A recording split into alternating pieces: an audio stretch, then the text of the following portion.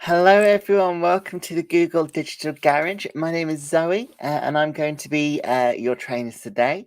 Welcome, welcome, welcome. I'm really excited to be training you all on building a personal brand online. I can see we've already got loads of people in the chat. I can see we've got Adam from Morocco, Agnes and Nermin from London, Giovanna from Serbia, Shani from India, Tan from Malaysia, Dulad from the Seychelles, May from Hong Kong. Amazing. It's so amazing to see not only so many people, but so many people from all around the world. It's so nice to be able to teach to such a global audience. So really glad that you're able to join us today. Hopefully the time difference isn't too nasty for anyone in other countries. I don't no one's up at 4 o'clock in the morning to watch this, although if you are, I'm very impressed at your dedication. So, welcome to the Google Digital Garage. I am, like I said, Zoe, and I'm one of the trainers for the Digital Garage. Just so you know, I am a experienced digital marketer. So I've been working in marketing for about 8 years or so now. I've run my own marketing business. I've worked for myself. I've worked for other companies.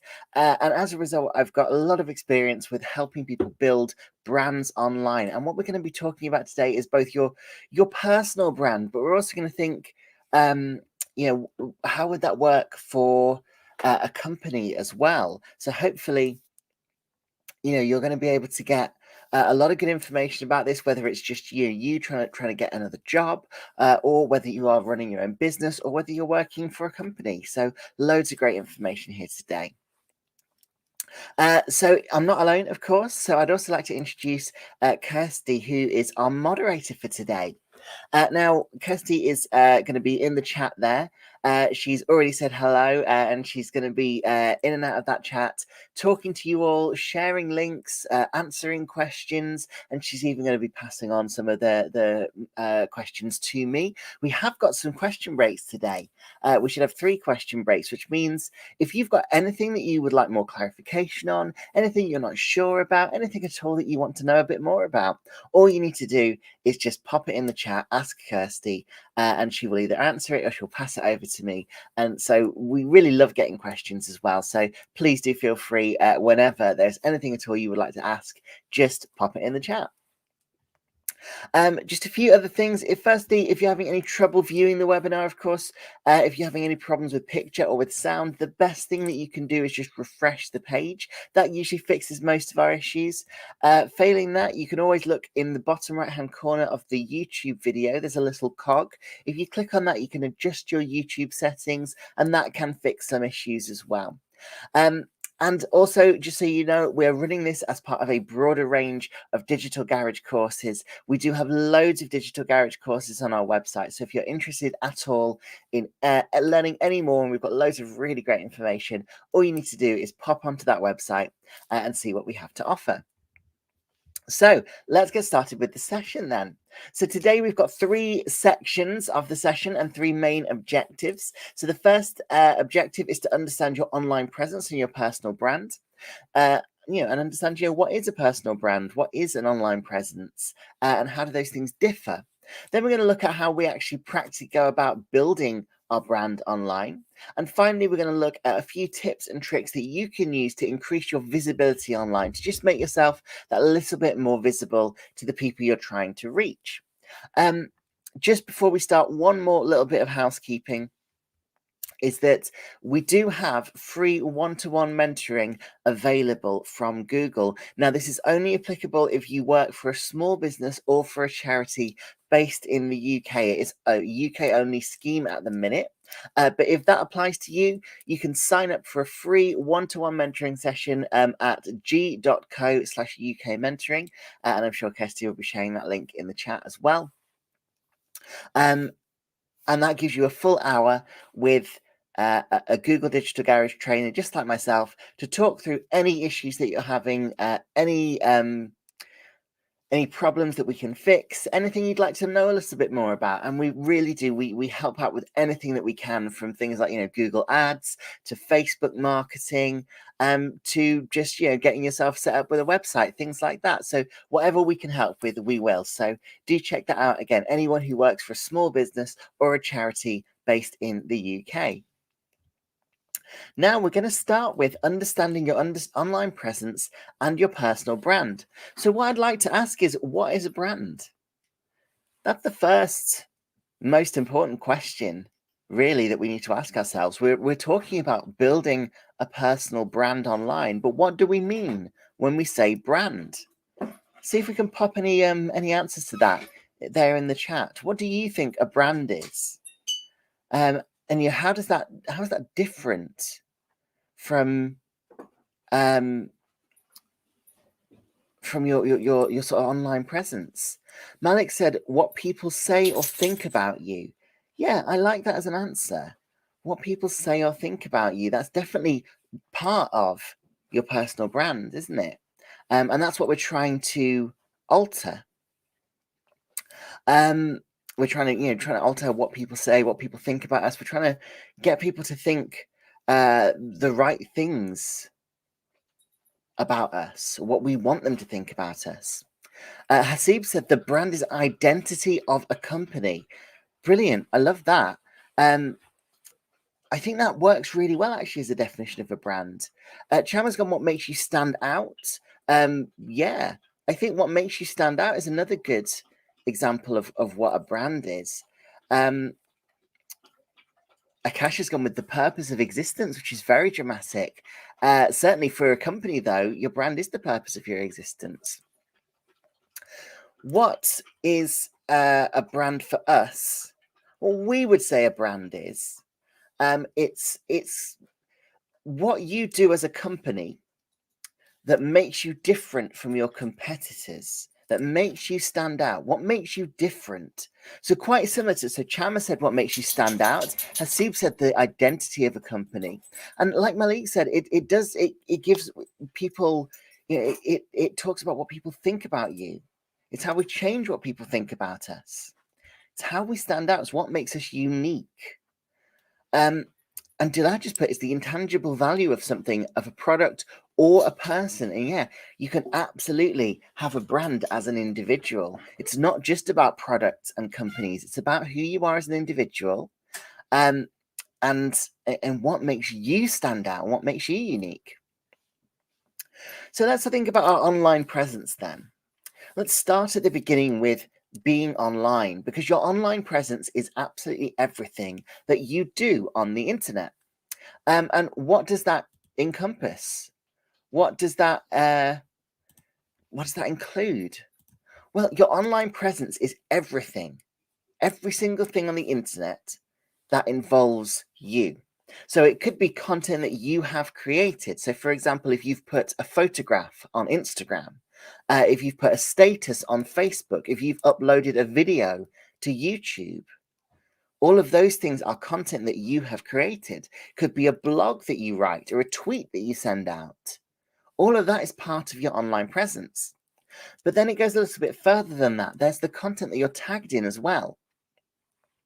So if your friend takes a photo of you and tags you on Facebook, that's part of your online presence. That is something online that is connected to you, almost irreversibly connected to you.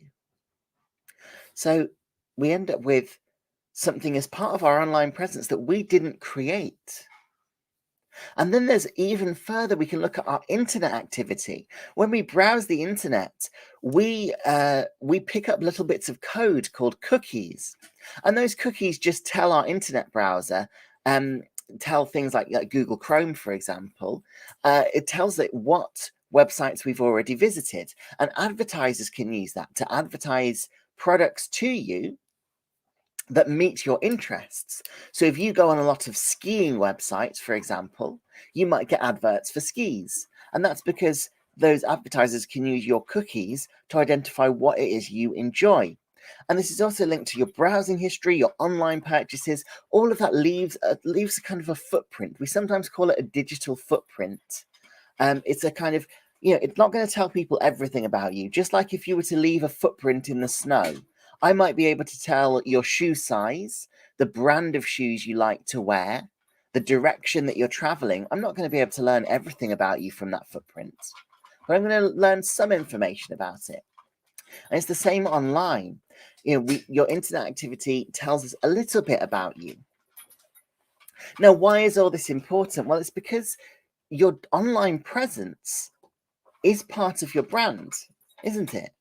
You know, if I went to your Facebook page, for example, I'm not going to do this obviously, but if I were to go to your Facebook page and look at your photos and the things that you posted and the things that you're tagged in and the links that you've shared, all of that's going to give me a picture of who you are as an individual or as a company.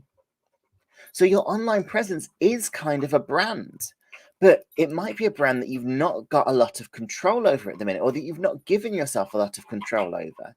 You know, I've been online for 12 years, 14 years, I think, since I set up a Facebook account back when I was in university.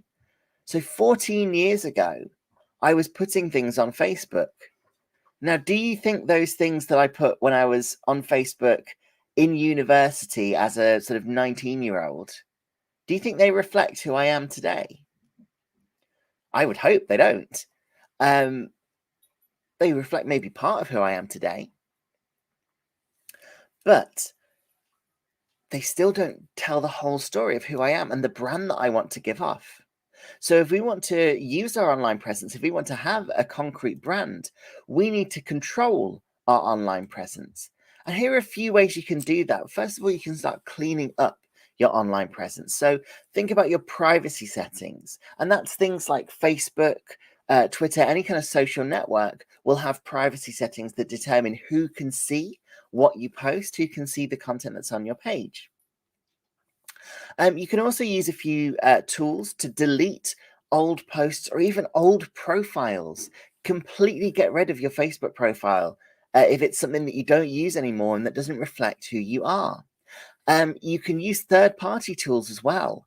So Google Alerts is one tool that tracks whenever you set up a topic that you would like to track. And then whenever that topic is mentioned on the internet, Google can send you an alert. So you could set up an alert for your name or your social network profile. And then whenever somebody mentions you, you will get an alert and you'll be able to see what is part of your digital footprint. Social mention is another tool that allows you to monitor things on social media quite similarly to Google Alerts. So, yeah, those are all options for trying to monitor your presence online. Malik has asked a question. Can you still have a relevant online presence if you don't want to be on social media? Really great question there, Malik. Yes, you can. Anything that is online that you are tagged in, that you put online, they all count. So, for example, you might not be on any social network, but maybe you wrote an article for a newspaper or a blog or something like that. Or you put a YouTube video online, or anything that you have contributed to the internet is part of your online presence. And also, there's the little things like your cookies, like your digital footprint. Now, that's not a particularly useful online presence. It's not not a big one. I'm not going to be able to tell very much about you at all from just the fact that you have a browsing history. First of all, I, as an individual, I'm not going to be able to see your browsing history. So I'm not going to be able to look at what you've been visiting online. Advertisers can't even really see that, and they're not going to look at you as an individual and look at your browsing history. They're just going to, it's going to get aggregated somewhere, and that data is going to be used to tailor adverts to you. But anything that you've written online, I might be able to read that and get an impression of you as a person.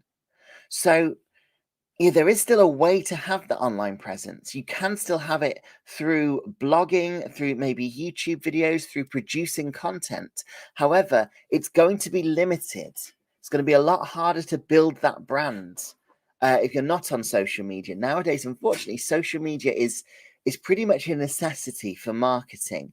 Any kind of building a brand, any kind of marketing, social media is really important because it's what the majority of people use the internet for. So you're cutting your audience down massively if you do avoid social media. Hopefully that's answered your question, Malik. And Kirsty, thank you for sharing that link. There is a link on the screen that Kirsty has just shared in the chat as well, where you can see more support for Google Alerts if you're interested in doing more of that. So when does your online presence become a personal brand? Send through some answers if you can think of an answer to this one. When does it become a personal brand? When does the things that you do online become a brand? Because we've established that, you have an online presence. Everybody has an online presence, even if it's only tiny, even if it's just, you've got browsing history because you've used the internet. But when does that turn into an actual brand? What do you think? Let's get some answers in the chat. Let me know what you reckon for this particular question. Because there's one answer that I think I would give. When does an online presence become a personal brand? It's when you start deliberately tailoring that online presence. That would be my answer. So Abhishek, and I'm sorry if I'm mispronouncing anyone's name, by the way. Abhishek has said, when you start influencing other people's decisions and thinking. Yes, but you can do that without really knowing it. So I would say, yes, that is a really good answer, Abhishek. But there is a way that you can do that without really having a conscious brand. Akash has said, when you provide value to an audience, that's a great side effect. I would say maybe it's not.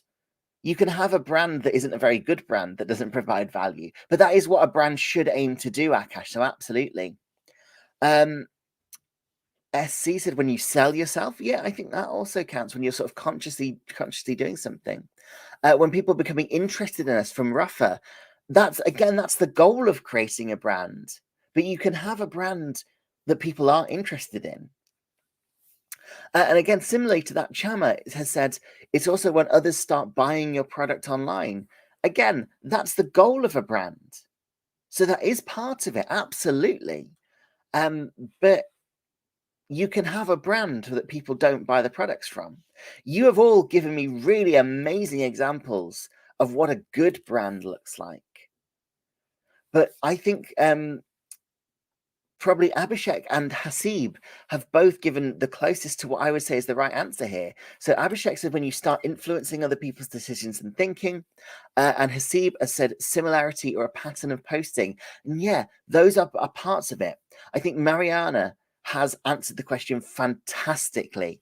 When you create content with the intention of letting people know what your value is, the key thing there is the intention, sorry. As soon as you put effort into crafting your online presence, then you have a brand. When you start to tailor that online presence, suddenly you've got your brand. That's when it is your personal brand. I think that's probably the best answer. So fantastic. Thank you for that, Mariana. So a personal brand is an identification of who you are and how you are different from your peers. Remember what we were talking about earlier? A brand is what makes you unique. It's what sets you apart from other people. So think about what makes you unique. And Tan's just shared that as well. Your uniqueness. What makes you different from your competitors, from your peers, from your colleagues? And what these can do is they can create opportunities. So your personal brand as an individual does create opportunities for you in real life. So, for example, Sarah Ritchie is a professional health and wellness coach. So she started off as a professional health and wellness coach in 2010. And then she started vlogging fitness videos, workouts, and now she gets paid by fitness brands to wear clothing and use their equipment. So Sarah's a great example of what's called an influencer. Which is a type of marketer. You might have heard of influencers before. Then there's Sheena Maui, who initially started a blog in 2016 just to post food pictures, but it grew in interest. She started to receive questions and letters. So now she writes reviews for food on her Instagram and on her website. And again, she gets invites from local restaurants to go and review their food. So she's getting free products. She's making a career out of this. So creating that personal brand, just creating a brand around what you do and who you are, can lead to real tangible opportunities. And of course, your personal brand matters whether you want it to or not. 69% of employers check their candidates' social media before they decide whether to hire them or not. Now, whether they should be doing that or not is a different question. I actually think that your social media should be personal. When I have hired people in the past, I've deliberately avoided checking their social media because I want that to be their own sort of personal thing rather than something that they need to make professional. But the majority of employees do check social media, and 1 in 5 employers have said that they haven't hired somebody because of what they found on their social networks. So it does make a big difference, especially if you've got something negative as part of your brand online. And of course, 89% of consumers trust online reviews as much as personal recommendations. That's amazing to me. Absolutely incredible statistic there. So we trust online reviews as much as we trust our friends, our family, and their recommendations.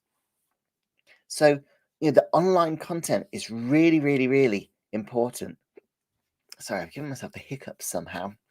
Hopefully, it won't get in the way of the presentation too much.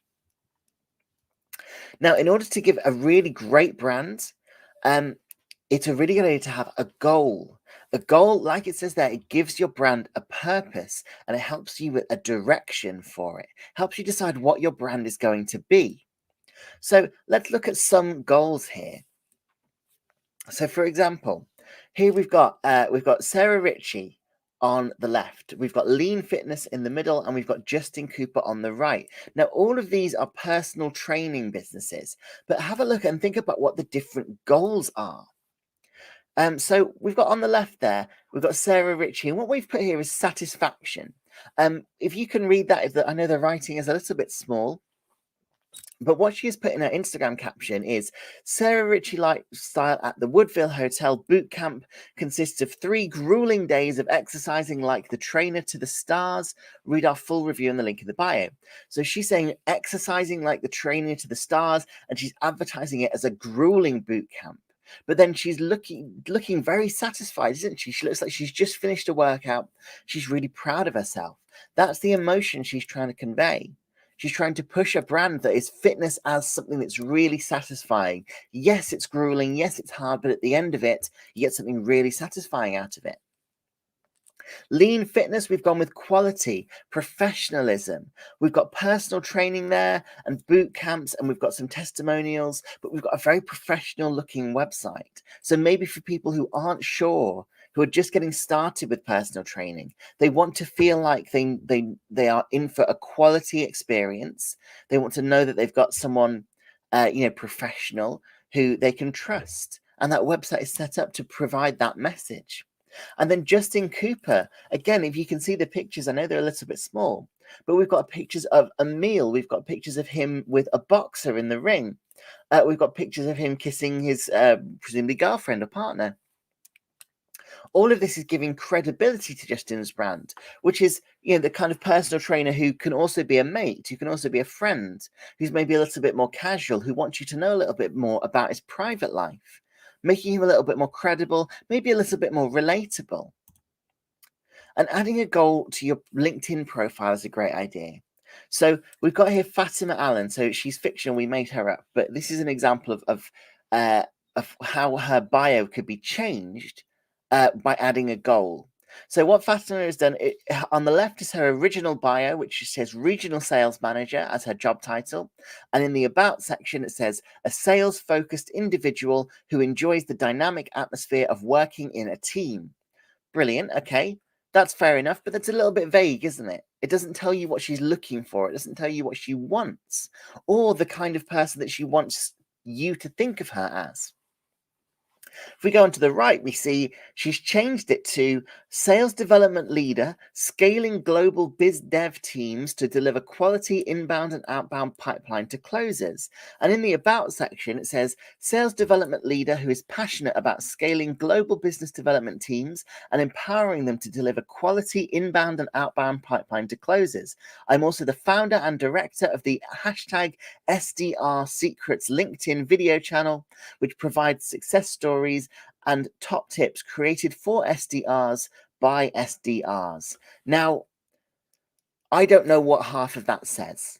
There's a lot of kind of jargon there, but we can tell there's more of a brand there, isn't there? There's more of a goal to that profile. We know what she's looking to do. And if you are working in sales development, you're much more clear about what she's looking for, who she is trying to portray herself as.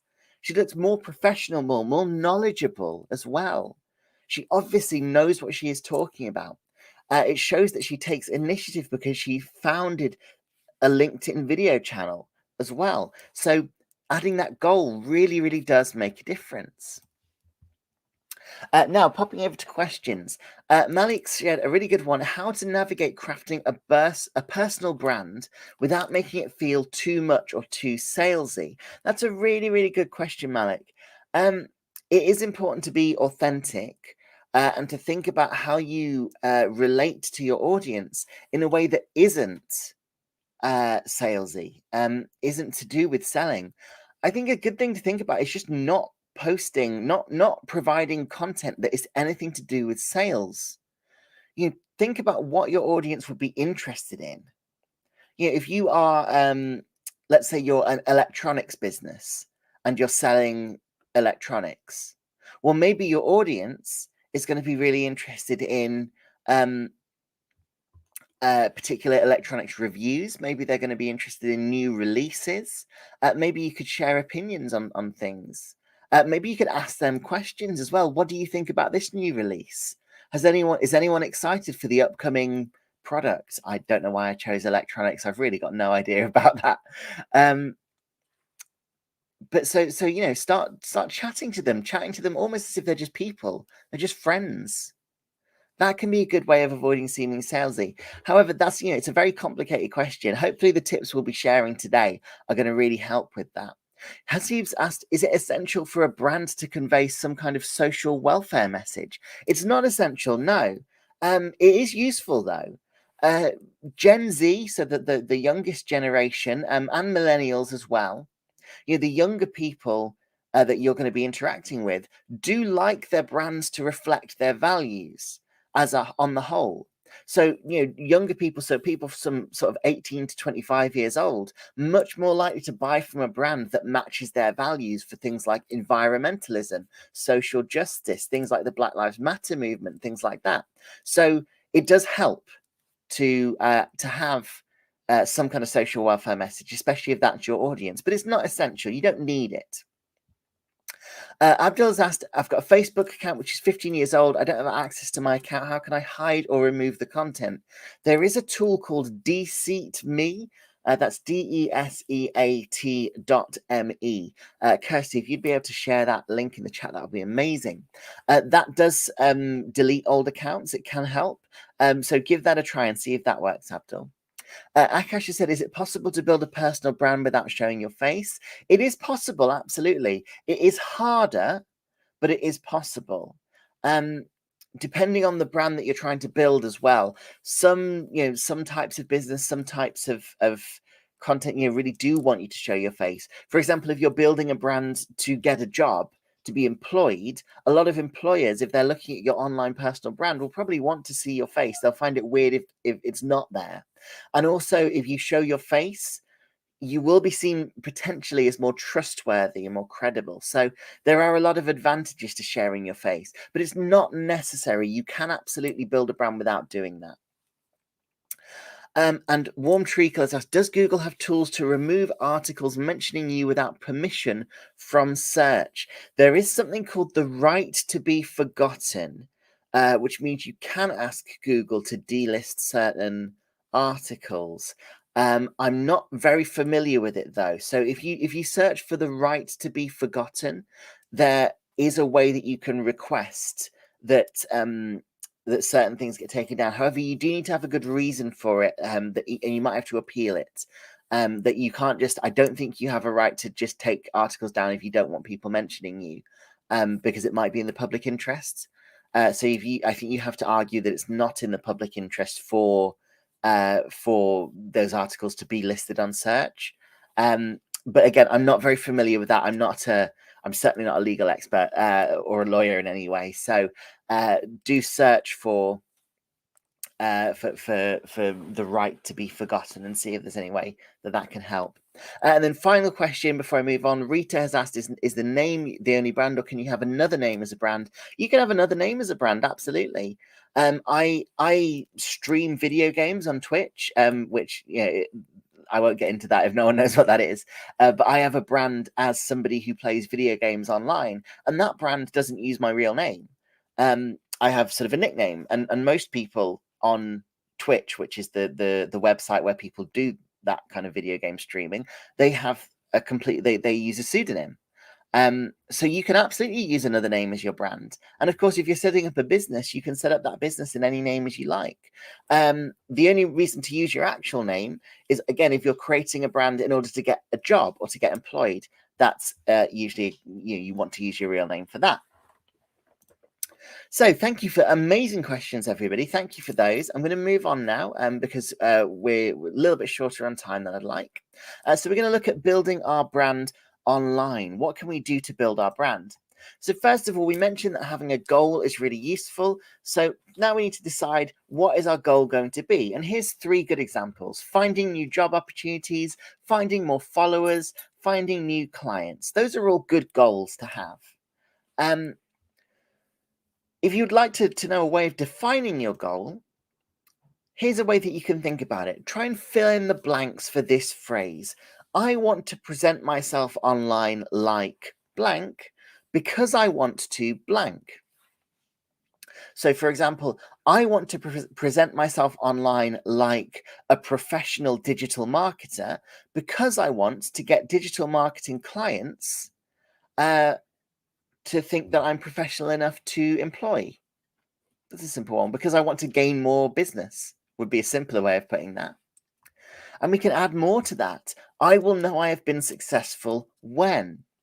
So I want to present myself online like a knowledgeable, welcoming trainer because I want to be able to teach people about different topics like building a personal brand online.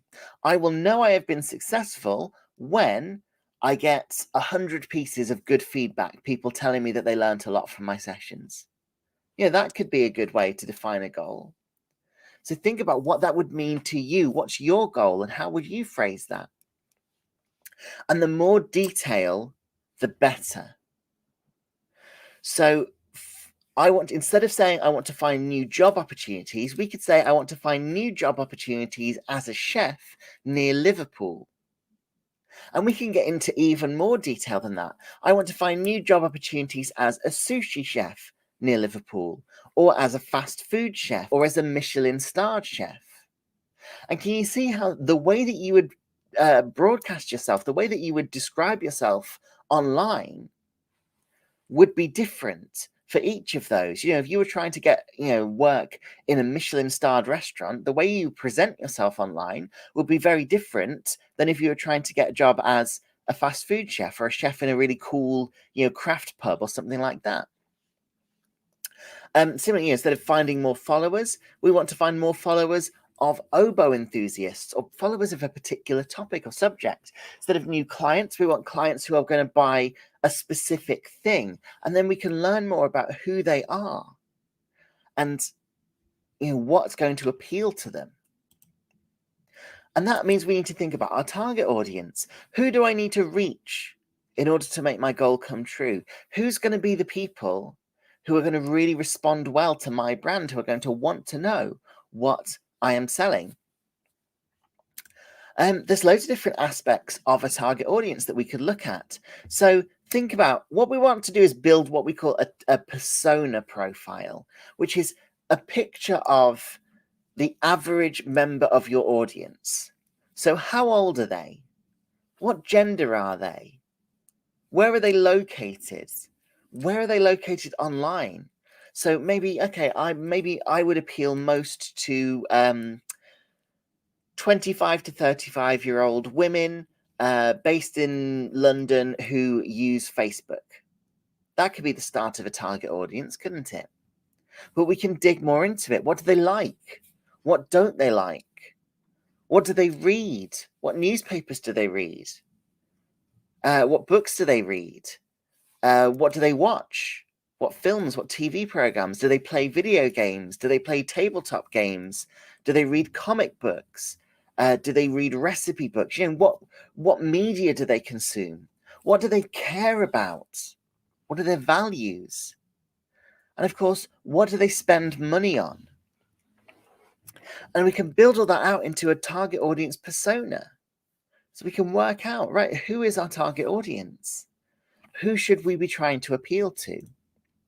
There are tools available to help find that target audience as well. So Audience Finder is a good start. It's mostly for YouTube, but it does give you some decent insights just in general. And it's based as well, it's purely based on the UK landscape as well. So if you're looking for any kind of UK insights, then Audience Finder is a good place to start. That's audiencefinder.org. Social media business profiles as well. If you've got Instagram for business, if you've got Facebook, a Facebook page, if you've got a LinkedIn page, you can use the insights that come with those profiles. So Facebook page insights, Instagram for business, Twitter insights as well. Those tell you who currently likes or follows you on social media and gives you some demographic information. So you could go on your Facebook page and look at Facebook page insights and see, okay, mostly I'm followed by men aged 50 to 70 who live in North Africa. And that tells you something about who your audience is. So it gives you a starting point. And if we can use that data, that's really, really useful. It gives us the opportunity to build on that data and understand more about our audience. And you can use specialist platforms for this as well. So if you know that your audience are, for example, here we go, writers looking to meet up. Well, is there a platform that provides you with writers looking to meet up with each other?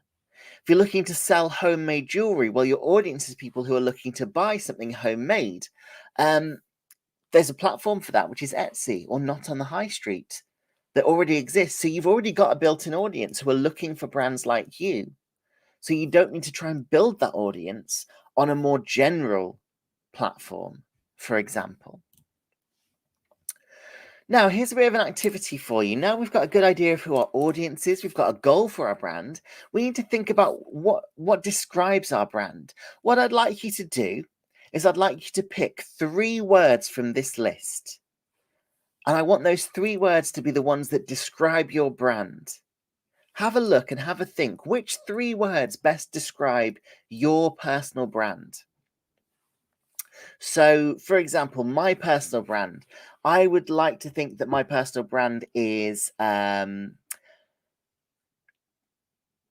informative, because I'm hopefully teaching you a lot today. I would like it to be welcoming. I'd like to think that I want people to feel welcomed. I want to feel that you're okay to ask questions, and that I want you to be here, because I absolutely do want you to be here, and I want you to be asking questions. And I would like my personal brand to be likable. Now, the jury's out on that one. Maybe you're sat there thinking, what's she talking about? She's completely unlikable. Hopefully nobody is thinking that. But, that gives me an idea. I want to be informative, likable, and welcoming. Now, I've got those 3 words. That gives me an idea of how I would present myself online. The kind of things that I would maybe post on social media or write in a blog or something like that. So what 3 words describe your brand? So Tana said safe, warm, and well-connected. Just with those 3 words, Tan, I've got a really good idea of the kind of person that you are, that you want to be perceived as. I've got a really good idea of your brand. Something that is safe and warm. Something that's comforting maybe as well. And well-connected. Maybe someone that is going to be able to provide me with the help that I need. If that's what you're going to broadcast yourself based on. So that's a really great answer, Tan.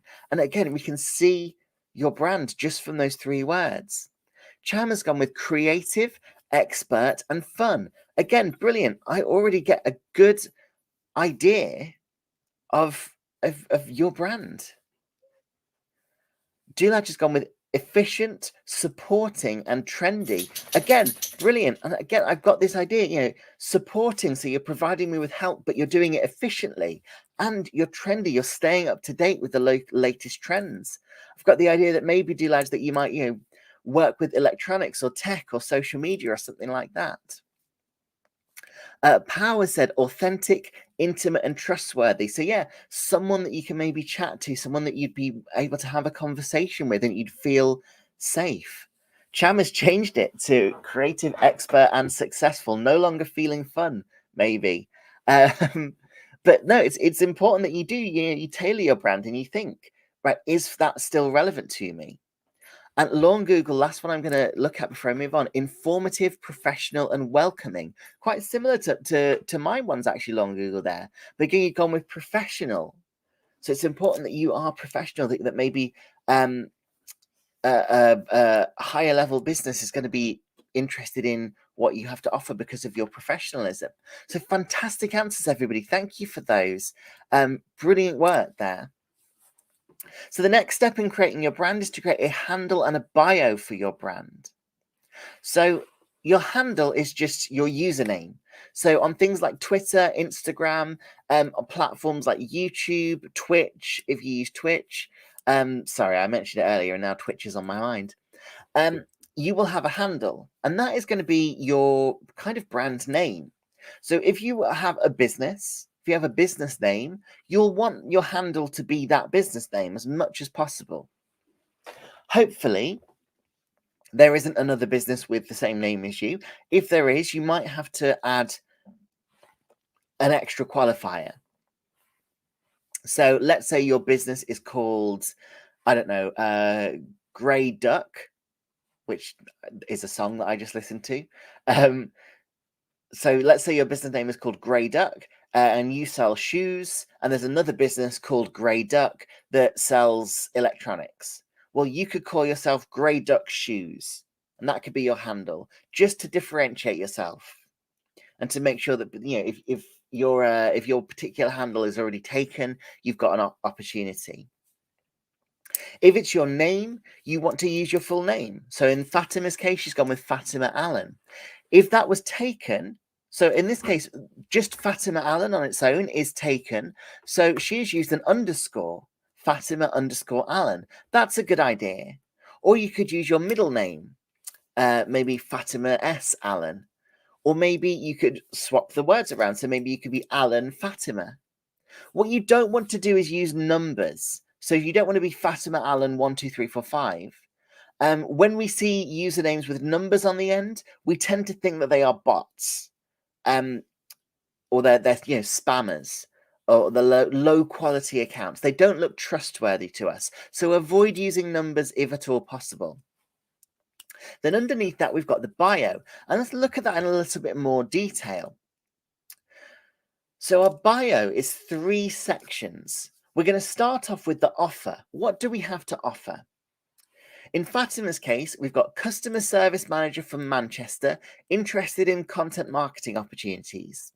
Now, if you've been looking really closely, you might have noticed that Fatima Allen was a sales development leader earlier.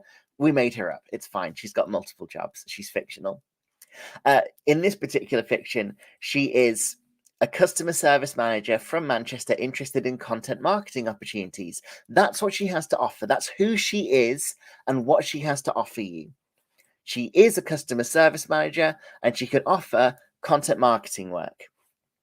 Then we have her expertise. Open University graduate in English literature, regular contributor to BuzzFeed and HuffPost community. That's, why should we give her content marketing opportunities? Well, here's her expertise. And then finally, a call to action. New ideas or opportunities, email fatima_allen@gmail.com. So we want to tell people what we want them to do. So once you've read my bio, here is what I would like you to do. I would like you to email this email address if you've got any opportunities for me. If I was to write my own bio, I might say, digital marketing trainer from Leeds, looking to help teach people about the world of being online. I might say I've got 8 years of digital marketing experience and currently run my own marketing agency, and I might say for any opportunities or if you'd like to work together, you can email my email address. So same sort of structure. Here's who I am and what I have to offer. Who I am and what I do, you could also phrase that as. Here's my expertise, here's my background, here's all the experience I have, and here's what I want you to do if you would like to work with me. That's as simple as a bio needs to be. So you can tailor that to yourself, to whatever you have to offer. Remember to be consistent as well with your content, because that's going to build trust as well. The content that you share is going to help people, trust you. It's going to let people get to know you. So you need to be consistent with that. And part of that is choosing photos that complement your handle. So here we've got 3 photos and 3 handles. We've got That Health Doctor, we've got I Love Cakes Do You, and we've got John Breadmaker. Now, I'm sure you can see that one of those doesn't quite fit, does it? So That Health Doctor, we've got a picture of what looks like some healthy things on wholemeal bread. Looks like some maybe healthy breakfast or lunch ideas. That tells me immediately that That Health Doctor is to do with health. And also that they are probably going to talk about nutrition. But that matches up, doesn't it? It's a consistent image. If we look at John Breadmaker, we've got a picture of someone making bread. I can only assume that's John.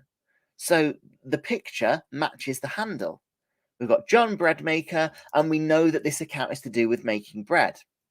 I Love Cakes Do You, we've got a picture of a nice man playing a guitar.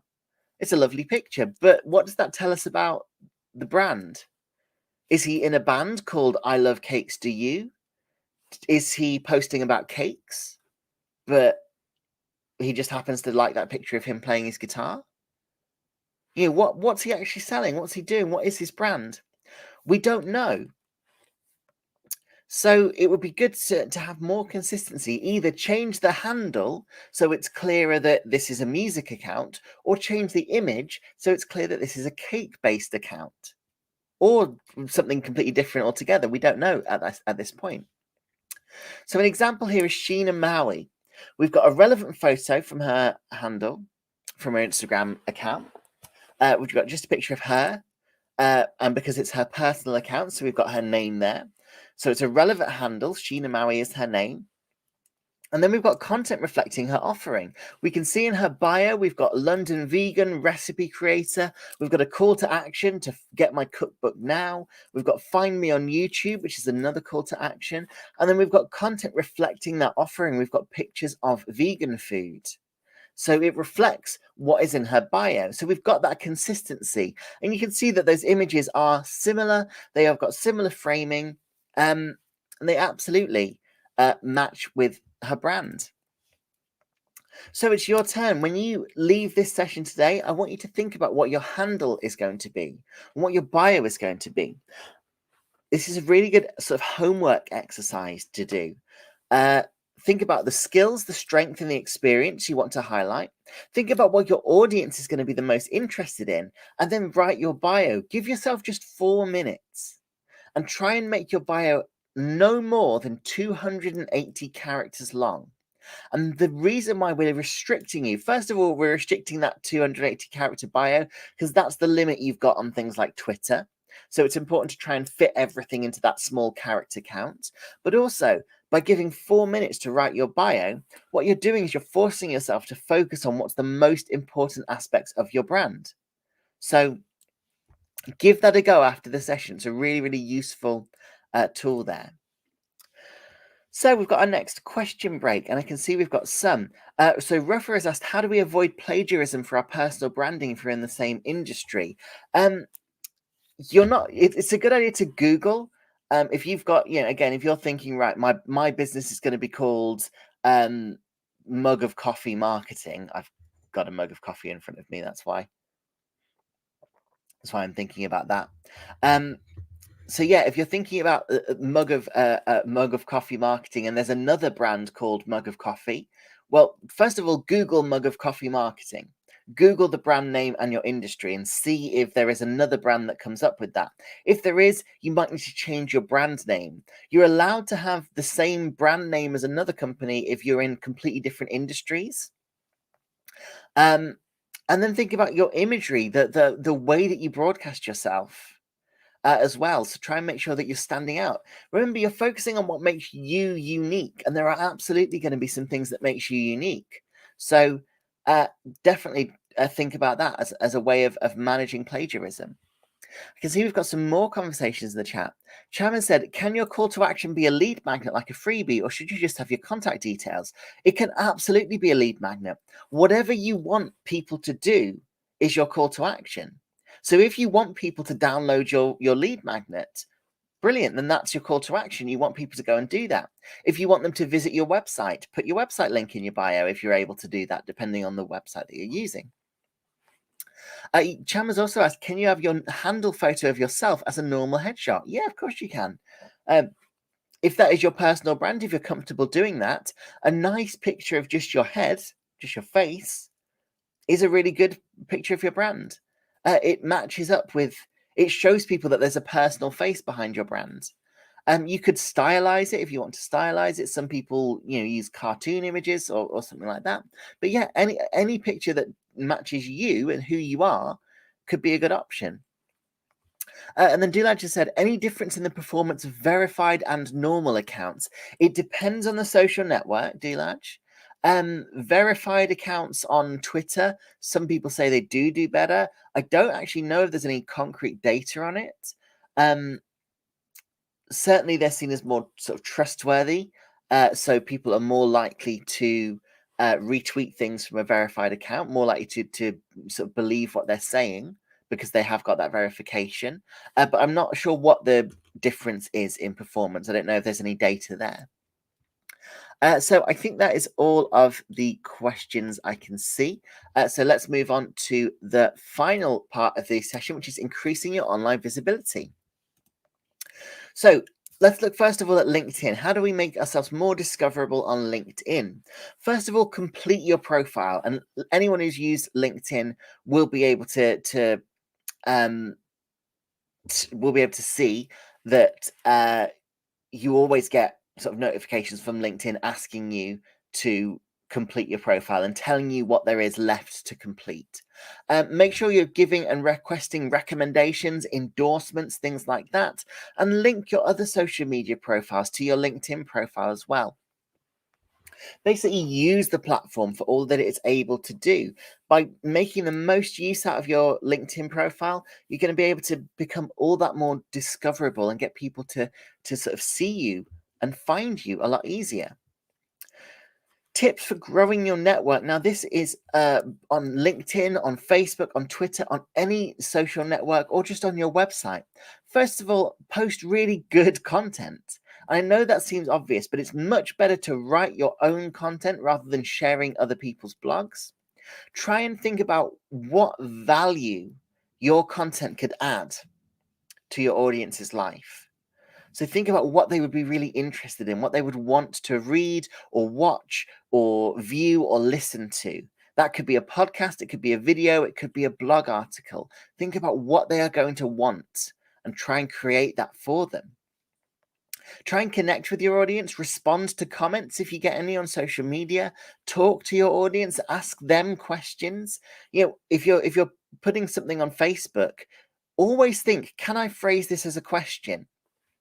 Instead of posting, I'm really excited for the good weather this weekend, you could post, who's excited for the good weather this weekend? Asking questions is a great way to get more interaction and become more visible.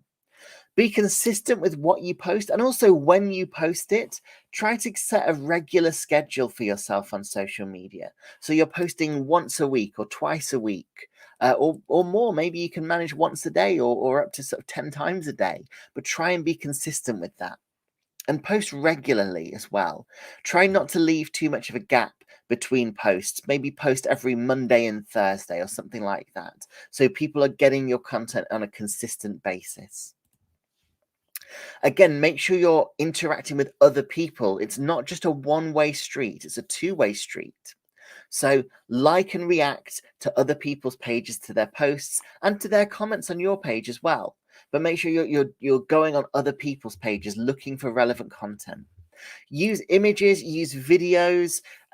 We are visual learners, we're visual creatures. We like color, we like images. So absolutely good idea to use visuals, and use networking tools as well to connect, to find thought leaders. There's a tool called BuzzSumo which ranks content that you can use to look at, what content is trending. So you can use that to maybe connect with other thought leaders and other people within that network. And use it to find opportunities as well. Think about how all of those tips could apply to job seekers as well. If you're looking to get a new job, you can still create relevant content, even if your brand is just as a person looking to find a job. If you're looking for a job in, let's say, marketing, well, maybe you could start up a marketing blog and provide useful content for other marketers, showing potential employers how much you know about the topic and how you're clearly passionate about it. So you could still use the same exact tips. If you're job seeking, if you've got a business, if you've got a brand, whatever the case, it's going to be useful. Now, creating content for your brand that's shareable, not the easiest thing to do in the world, but creating good content is the key to getting a discoverable brand. So first of all, imagery, photos, videos, they are so important, so useful. So on Twitter, if you include an image with your tweets, you get 150% as many retweets as if you didn't use an image. On Instagram, on social media in general, if you have a picture of a face, it tends to get 38% more likes. So try and include a face in your imagery if you can. It does give you a boost. We like to see other people, we like to see faces. And use live broadcasted videos as well if you can. They tend to be more impactful. Develop a look and a feel to your visuals if you can. As you can see here, we've got some 3 pictures from the same account. They're all using similar colors, that kind of blue and yellow. They've not used people's faces. They're quite impersonal. They're quite stylized, but they're all that kind of travel-y focused. They all have the same look and the same feel, even though they're 3 pictures of 3 different things. So think about how you could achieve that with your own visuals. And think about interactive media as well. Polls, stories, posts, live streams. These are all ways other people can interact with you. And as we mentioned, that interaction helps you become more visible. It makes you more relatable. You get to talk to your audience, and your audience will like talking to you. So your turn now. I want you to go away from this and I want you to look at what content appeals to your target audience, what message you want to communicate, and what your visual look and feel is going to be. Take that as another piece of homework. See if you can work out what those things are going to be for you. And I can just see that Malik has recommended a tool for use a filter, using the same filter for each photo, with the help of Visco and Snapseed. And yeah, that's a really good idea. Create a filter that you're going to use for each of your photographs. So final question break. We're running completely out of time, I'm afraid. So I'm going to skim through just to see if there's any questions.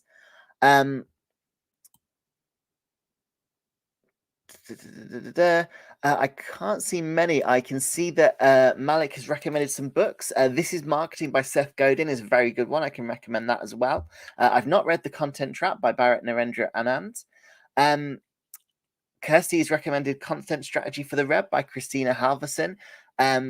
Yeah, great recommendations. Obviously, anyone else share your book recommendations as well. I'm trying to think if I've read anything decent.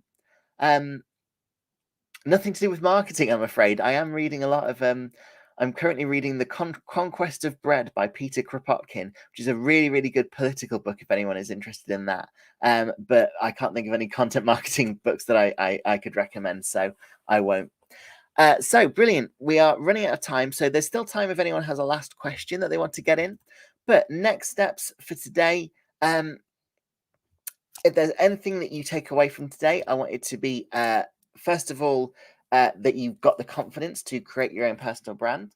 Remember that we do have free one-to-one mentoring if you are based in the UK, if you work for a small business or a charity. So if you want to contribute, if you want to continue your learning with with any of this sort of thing, you can absolutely sign up for a mentoring session at g.co/UK mentoring. And then we are completely out of time. So I'm just going to say thank you. Thank you so much for joining us today. If you've got any feedback, we love to get feedback. It really, really, really helps us.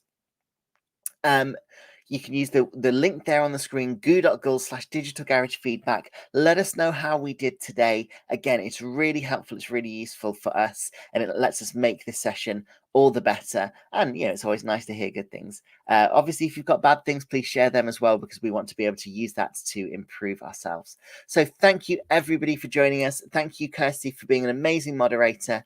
I'm really glad I can see that some people have enjoyed it and have found it useful. And that's everything from me. So I'm going to say goodbye. Take care, everybody. And I hope I will see you on another Google Digital Garage session in the future. Bye-bye.